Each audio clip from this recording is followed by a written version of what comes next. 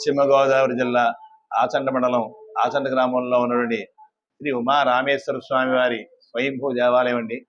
ఈ యొక్క దేవాలయం నందు ఈ రోజు కార్తీక పౌర్ణమి సందర్భంగా ఇప్పుడు స్వామివారికి కొద్దిసేపటిలో కృత్తికా హోమం చేసి కర్పూర జ్యోతి అఖండ జ్యోతి వెలిగిస్తారండి.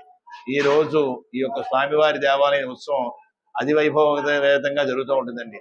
కొద్దిసేపటి తర్వాత ఈ యొక్క అఖండ జ్యోతి తర్వాత స్వామివారికి సాయంత్రం 7 గంటలకి జ్వలాతారణ కార్యక్రమం ఉంటుంది. ఈ యొక్క అఖండ జ్యోతి కార్యక్రమానికి జ్వలాతారణ కార్యక్రమానికి వివిధ రాష్ట్రాల నుంచి వివిధ ఊర్ల నుంచి అన్ని చోట్ల నుంచి కూడా అందరూ విశేషమైన భక్తులతో స్వామివారి మీద పరిపూర్ణ భక్తి శ్రద్ధతో కలిగి అందరూ ఉపవాస దీక్షతో ఉండి స్వామివారి ఈ యొక్క అఖండ దీపంలో అందరూ కూడా ఆవనే వడ్డించుకోవడానికి వస్తున్నారు.